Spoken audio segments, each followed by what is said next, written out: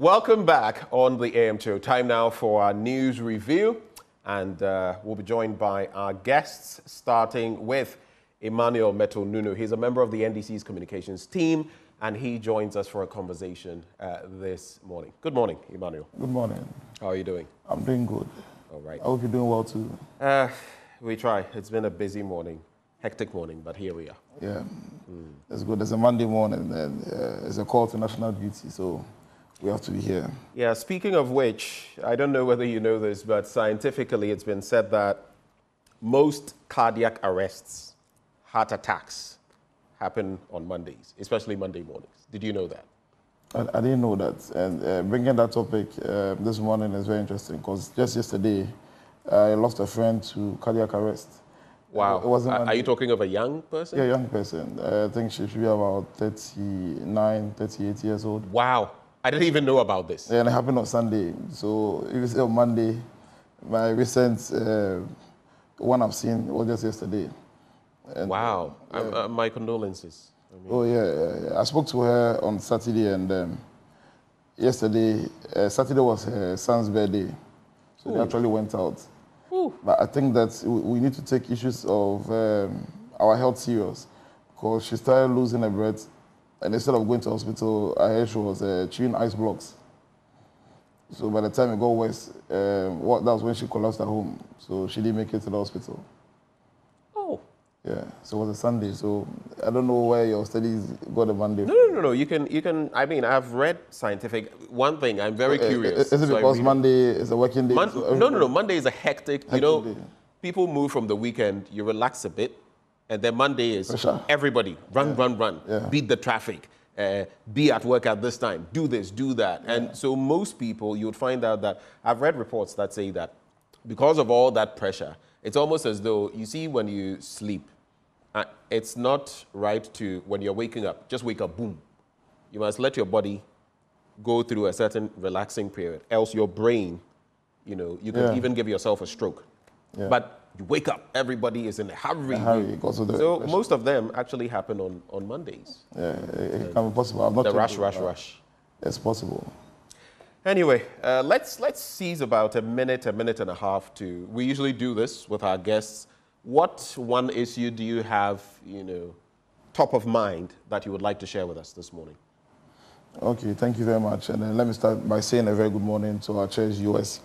I come from the Lejo-Kuku constituency. Oh, and maybe I should introduce this caveat. I'm sorry I'm bringing in this bit. I just want you to know as well, usually there are issues. We were meant to have the MPP's parliamentary candidate for Gumwa East with us by now. The person is not here. So if you don't see some representation from the other side, it's because the person hasn't arrived. Not our fault. Just so putting that caveat out there. Please go ahead. I come from the Lejo-Kuku constituency, and one of the issues affecting us, anybody who knows the landscape of Lejo-Kuku very well, is the issue of bad road networks that we have over there. We have about 12 traditional electoral areas, and for all the electoral areas that you can talk about in Lejo-Kuku, our inner roads are very, very, very, very bad. Coupled with the fact that we have bad roads, you could also have incidents of water shortage over there. And just recently, I've also noticed that a lot of complaints, and even from the Ghana Police Service, we are trying to see how we can correct that. Most investors, most people who drive Uber, Bolt, don't like to come to Teshin because anytime they come around, their mobile phones, their cars are snatched from them. So you realize that anywhere you are, even if it's daytime, in the afternoon, you request a boat that you're coming to Teshin, they don't want to come. So these are main issues affecting us, our bad road network, water shortage, and then the security issues there. And I may just add, since you're talking about Lejo-Kuku, you've heard of the spate of armed robbery recently. Dr. Zaneto Rawlings had to, talk about it, 2 back-to-back. Some even suggest that that robbery was not the first on that same individual. Some suggest that I cannot corroborate. But what do you think about that as well? Daylight robbery, brazen robbery. I wasn't surprised, but for that issue, that incident to happen there back to back, it baffles my mind. I'm not surprised it happened during the daytime, because just about last year around this time, even in my house, but then I wouldn't say it was a robbery because there was nobody at home. The people were able to read very well to know that at one point in time there's someone at home, to know that everybody was not at home. And that day we had all gone far. And then they broke into the house and ransacked everything with money and everything from the house. That was daytime. It happened around 12. So I'm not surprised this one happened around the daytime. But after it happened, we tightened the security over there. You know, there's a police camera just at the junction there. Yeah. But when it happened, we went to check. We realized that it wasn't working. We had to impress upon them to make sure that it works. So for a business area, and I hear there are a lot of gold dealers even on that lane, that has happened back to back. I wonder what kind of security measures that they put in place to make sure that they prevent something like that from happening. You don't only put the security measures inside your shop. And if it's happened back to back, why would you even carry that amount of money to transport it without any form of security? Why are you taking it to? And why are you putting it in a private car? Can't you have an arrangement? I asked myself so many questions, so many things in that situation from at least my knowledge of security and forensics did not seem right to me. If you want to protect money, first off, even banks, you would see a lot of the time, you know, of course, they have their vaults, secure systems and all that.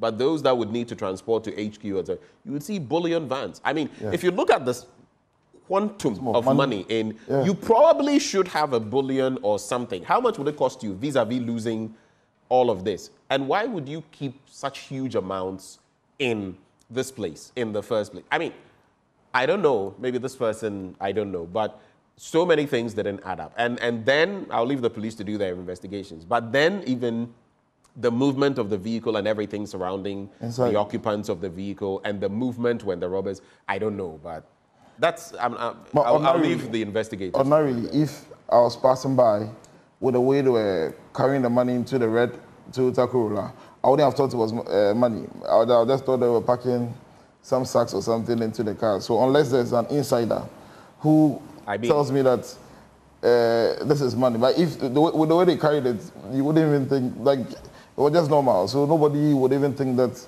they're even carrying money, unless somebody who knows that this is actually money, or somebody who has actually monitored them. But I think that there were a lot of security lapses.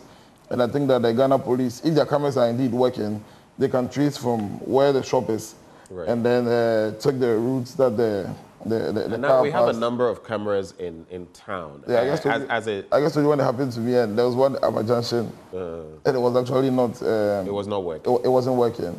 So we're not able to. We actually were able to trace them from other cameras that were distant, because people gave description of the car.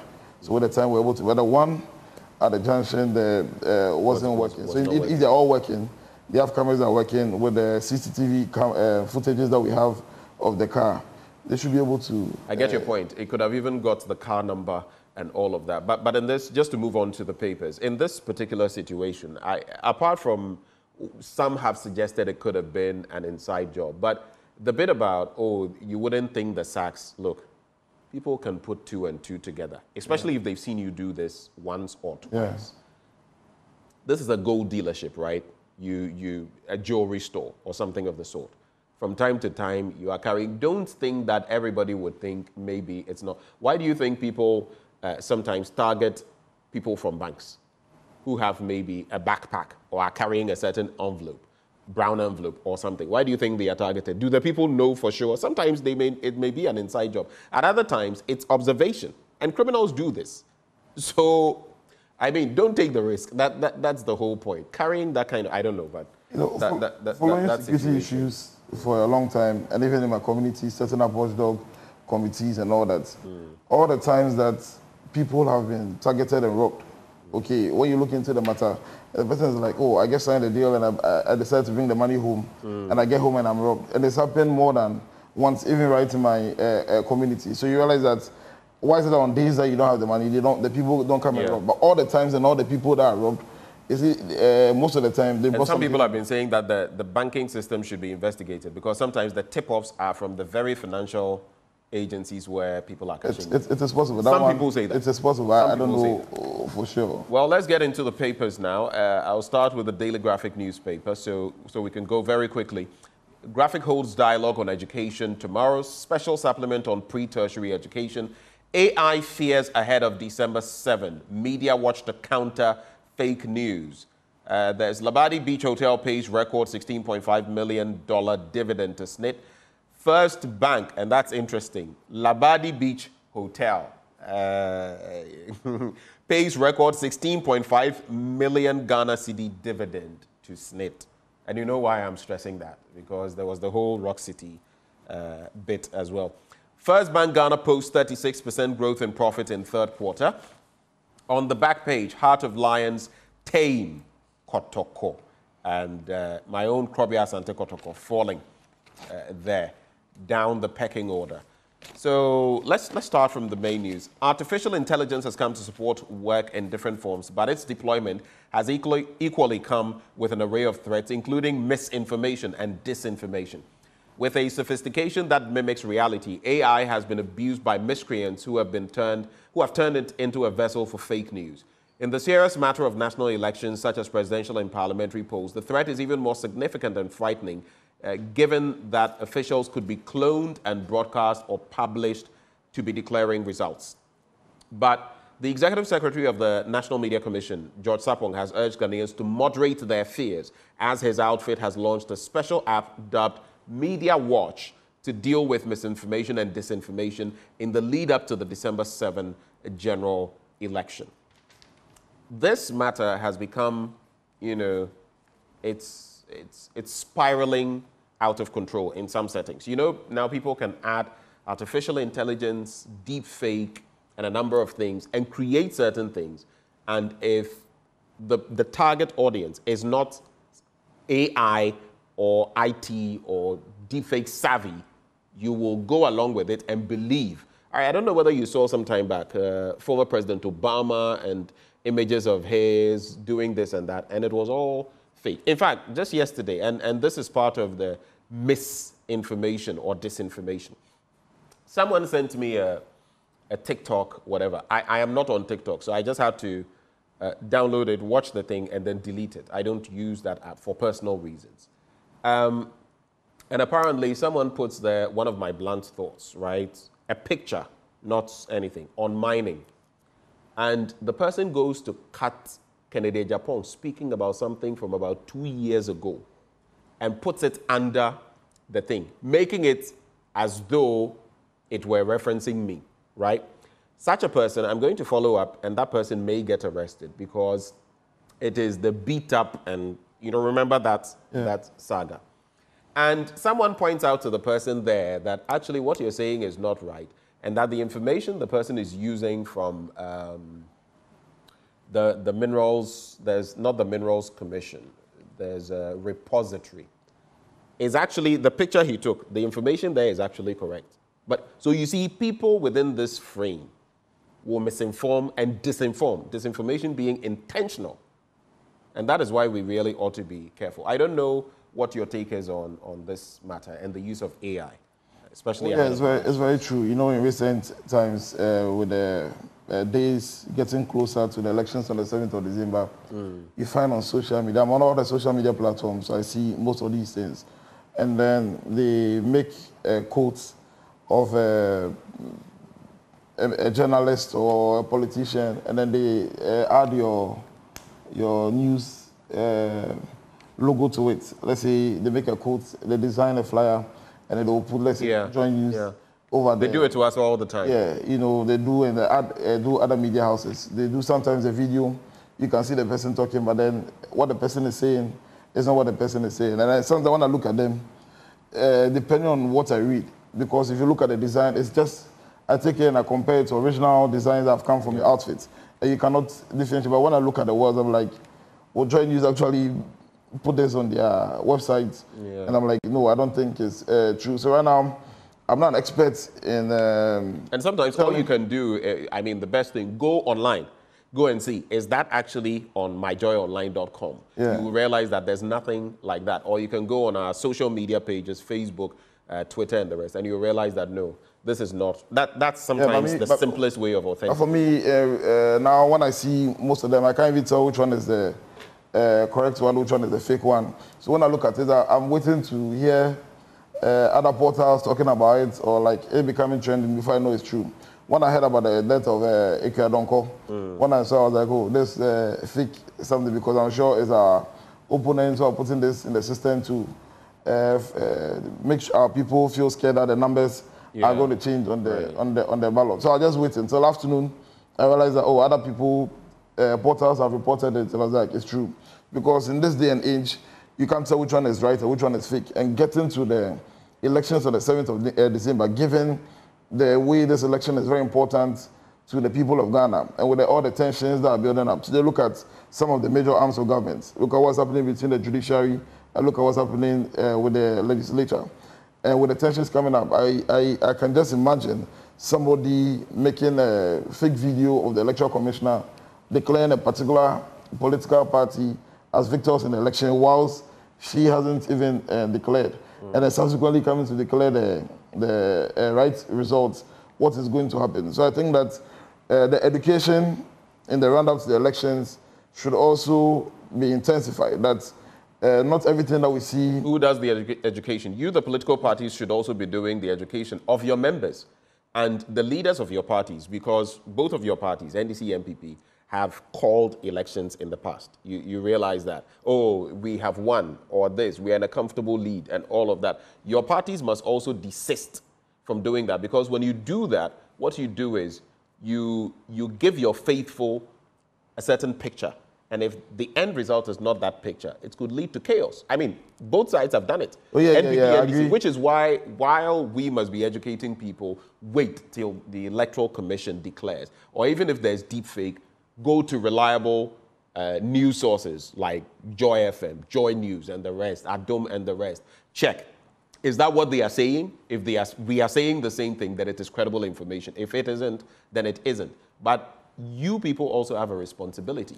Don't go calling elections before the EC calls elections. So you bear some responsibility as well. Oh, yes, educate your members. The political parties have a great responsibility. If you look at the elections from 2000, 2004 till now, you realize that at one point in time, you find either the NDC, MPP calling elections before the Electoral Commission calls on the elections. But I'm saying that with the 2024 elections, tensions are so high. So all political parties and even the media houses should all restrain themselves from calling elections before the Electoral Commission calls election. And the Electoral Commission should be up and doing. They should be very quick with the job that they are going to do. We shouldn't have Electoral Commission declaring multiple results. Or somebody might come out. I get your point. Let's make tracks. Yeah. So Labadi Beach Hotel pays 16.5 million Ghana cedi dividend, record 16.5 million Ghana cedi dividend to SNIT. Let me quickly do that story. So Ghana's top 5-star destination, Labadi Beach Hotel, has paid 16.51 million Ghana cedis as dividends to its sole shareholder, the Social Security and National Insurance Trust. Presenting the check at its annual general meeting recently, the managing director of Labadi Beach Hotel, David Ediafo, said the feat was a remarkable one that underscored the hotel's unwavering commitment to excellence and solidified its position as the flagship of Ghana's hospitality industry. Mr. Ediafo, who is also the CIMG Marketing Man of the Year 2023, declared, quote, "Every accolade and satisfied guests are testament to the passion and commitment of our entire team." All right. Then let me also look at, all right, I think these other ones, I may rather go on the international front. This story really caught my interest. 29 Nigerian children may be sentenced to death for protesting against government, in fact. 29 children could be facing the death penalty in Nigeria after they were arraigned for participating in a protest against the country's record cost of living crisis. Can you imagine that? 4 of them collapsed in court due to exhaustion before they could enter a plea. A total of 76 protesters were charged with 10 felony counts, including treason, destruction of property, public disturbance, and mutiny, according to the charge sheet seen by the Associated Press. According to the charge sheet, the minors ranged in age from 14 to 17. Frustration over the cost of living crisis has led to several mass protests in recent months. In August, at least 20 people were shot dead and hundreds more were arrested at a protest demanding better opportunities and jobs for young people. And maybe I should end with this. The death sentence was introduced in the 1970s in Nigeria, but there have been no executions in the country since 2016. And that is why sometimes when you have in Ghana a protest or demonstration, no matter what the dynamics are, and then certain people get put in the cooler without certain processes, you start asking yourself questions. We definitely don't want to get here.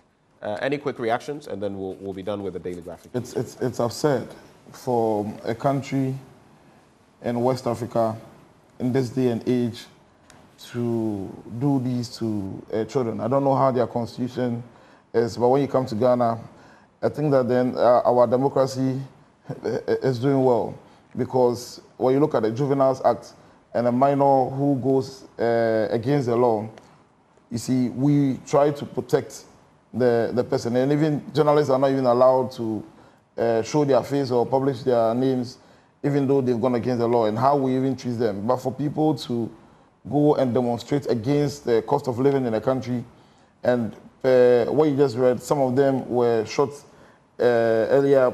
Of course, the kids or the protesters would also, at one point in time, maybe destroy properties or something. But why should they undergo something like this? And if it's happening in a country that's very close to us, and ECOWAS is sitting idle, AU is sitting idle, they'll wait for the matter to get worse.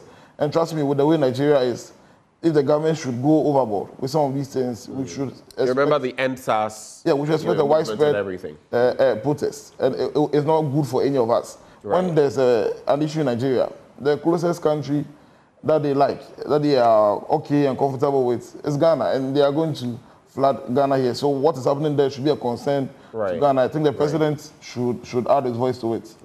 And I said that was the last, but I couldn't resist adding this one. I was so happy.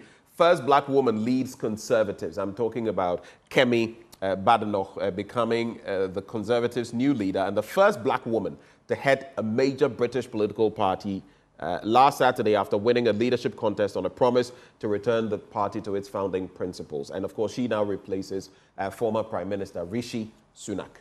That's something positive. I mean, people have called for reparation and all of that in the Commonwealth. At least these little steps are positive steps. I'm not saying if someday Kemi becomes Prime Minister, there's going to be any reparation, but I'm saying it's a good step. I didn't like Keir Starmer's rhetoric on that, but it also is what it is. I think Africa should, while I think reparation wouldn't be a bad thing, I think Africa should move on. The problems we are facing today, a lot of them are, some of them can be alluded to the colonialist powers. Even this carving out of Africa, the Berlin, thing, is because of them. Some of the problems we are facing on the continent, it's because of them. But a lot of the problems we are facing today are not because of the imperialist forces, not the French, not the British. It is because of we ourselves. Callousness of political leaders. Callousness, wickedness. I think if you asked me, I would say that the leaders who took over from independence, I'll put the likes of Nkrumah out, Patrice Lumumba, Nyerere, some of those people, I'll take them out. The rest are the wicked ones who have led us where they've been more wicked to us than the colonialist forces. More wicked. The way the system is, the colonial masters have designed a system that will make us always dependent upon them. So right now, even though they are out of the system, for some reason, with all the resources that we have in Africa, we have gold, we have everything here in Africa, we still depend on them. And then we send our raw materials to them, they process, even the gold, they process it and then they bring it back to us expensive. I was doing a tour. That's not because that's a chain you could have easily broken. Yeah, so, you know how much the Dutch make every year from cocoa? They don't grow cocoa. From chocolate, specifically. Why is it Belgium also the chocolate capital of the world? Brussels. Why is it? You see, we have all of these things. The Swiss, the Belgians, the Dutch. Do you know how much they make out of Yeah, that's why I chocolate agree your and point the that rest it's of not. it. So I'm saying don't blame them, blame us. Because if we had put systems in place, why is it that your gold, you like taking it out raw, right?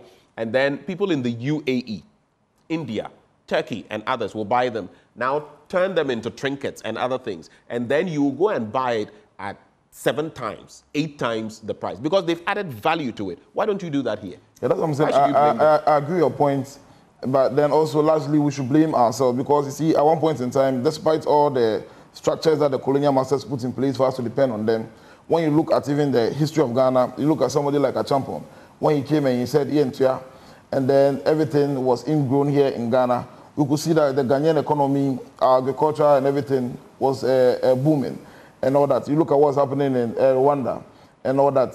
You see, you look at what happened in Libya. You look at what happened under Jerry John Rawlings and all that. So if we are leaders, we ourselves, we decide that we are not going to go that path again and want to put our nation on the right path, right. I think we'll be able to do it. Look at what's happening in ECOWAS. Right. Let's get into your stack of papers. Give us some of the headlines, and if you'd like to look into some of the stories, let's get into them. So you're starting with the Ghanaian Times. Yeah, the Ghanaian Times. I like this one very much. The upcoming 2024 presidential elections. So this is President Akufo-Addo speaking. He says, I'll hand over to the winner, President assures nation. So His Excellency Nana Addo Dankwa Akufo-Addo has spoken today, and I like this very much as a member of the NDC. He's saying that he's going to hand over power to the winner. But that's what our constitution says anyway. There's been concerns in recent times that senior members of the NPP keep calling that they won't hand over power. The president says he can't hand over power to former President John Dramani Mahama. So if you're saying this today, I think it's the right step. And I'm sure there are lots of things that have gone on at the back end. Now here we have activated charcoal improves kidney function in people with chronic kidney disease, an emergency poison treatment remedy. I don't know whether you've heard about this issue before, that charcoal neutralizes poison. Well, it has. I've read. But reading here today, it says one study, Vasari et al. In 2013 suggests that activated charcoal helps to prevent cellular damage to the kidneys and liver and supports healthy adrenal glands. This is done by removing toxins and chemicals routinely from the body.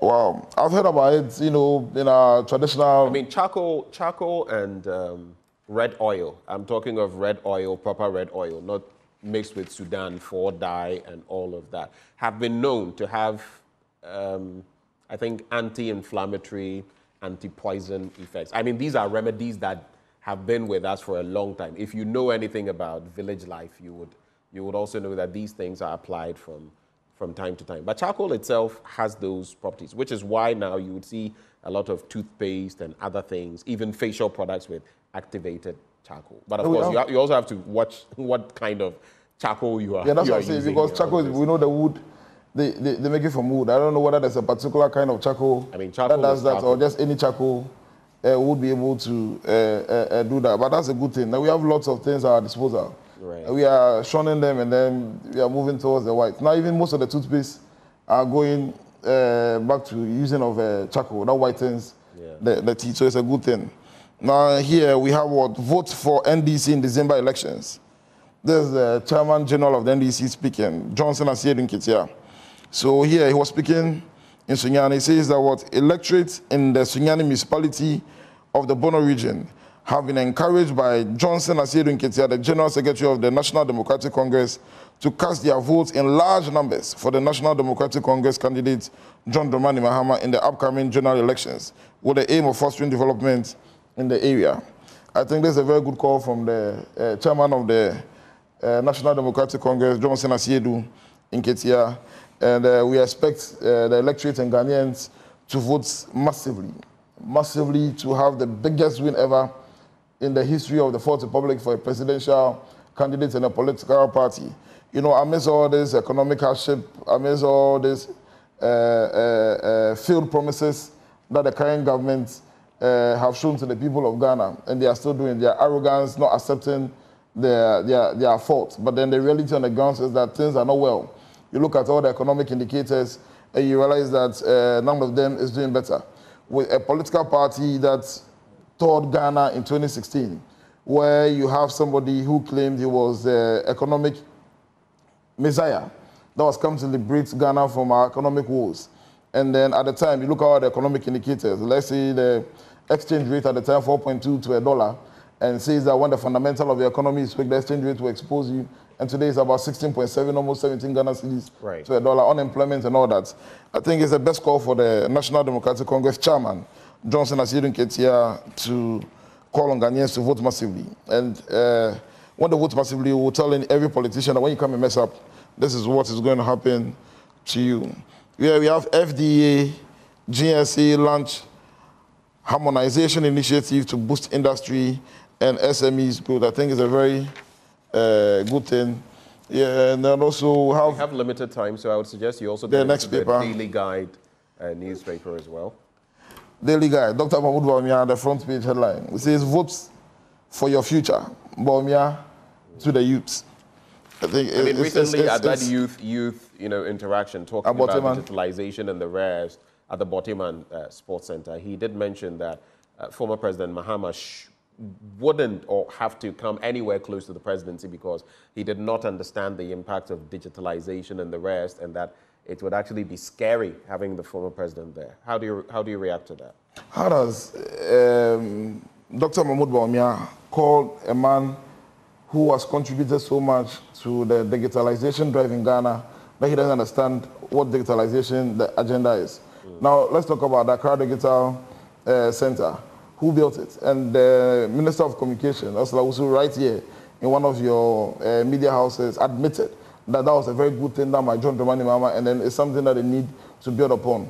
Way before Dr. Mahmoud Bawumia, became the Vice President and the flag bearer of the NPP today, when you look at the interoperability, at the time that the NDC, government at the time that we gave contract to a company to do a comprehensive report and a study of the money transaction in the banking system. Where was he? And then people were sending money from different networks already before he became president. So if you say John Dramani Mahama does not understand this thing, Dr. Mahmoud Bawumia is running away from talking about the economy. Okay, point let's move on to other stories. Mahama is a threat to democracy. Information Minister. The Information Minister, Fatimatu Abubakar, has sounded the alarm on former President John Dramani Mahama's rhetoric, labeling it as a threat to Ghana's democracy. Speaking on Asempa FM's Ekosi, saying, Madam Abubakar expressed disappointment for the former president's criticisms of independent state institutions, which he believes under. I don't know what President Mahama said as a threat to any of our state institutions. All the state institutions are not immune to criticism. So if you think that they are doing something, we can look at some of these. We really have to go. Maybe we'll just do the remaining headlines and then get out of here. Boku killings reach 21. This is a very sad. Driver shot, car bent over the weekend. We've seen that story. Very unfortunate story. Yeah, I think this one I've seen somebody firsthand. I know somebody who has suffered. You know someone who suffered? Yeah. Right. Okay. Let's wrap with these. The Ghanaian publisher Ursula explains 5G shared network model. Optimistic Ghanaians will be served better. And Bawumia outlines plans to tackle youth unemployment. And finally, the Daily Democrat, NPP legacy to Ghanaians is corruption. That's according to Mahama. Binduri MP supports 250 constituents with skills training. Reverend Dr. Ebenezer Adakwa-Yadom, a beacon of integrity in Ghanaian politics and faith. And that's how we are capping it off. Final words, maybe some 20 seconds. Yeah, I'll urge all the people of Ghana that we have 34 days more to the elections. Actually less. But let's 33 days more to the elections on the 7th of December. So I urge you that based on the current situation, how we feel in our pockets, the economic hardship and all that, when we go to the polls, let's all vote for His Excellency John Dramani Mahama. Wherever you are, look for the umbrella and vote for presidential umbrella, parliamentary the umbrella. All right. And let me also reiterate that in this morning's conversation, like I started talking about, there was no proper balance because the person who was supposed to represent from the MPP was not here. Not our fault. We are not to blame for that. Happy birthday to Jada Aseda Kumia Owusu Odame. Jada Asida Kumia Owusu Odame. May the Almighty exceptionally bless you and make you a significant example among your equals and generation in Jesus' name. Amen. Jada Asida Kumia Owusu Odame. And it's from Sami Odame and the rest of us here at the Multimedia Group. Well, stay with us. Sports is coming your way shortly.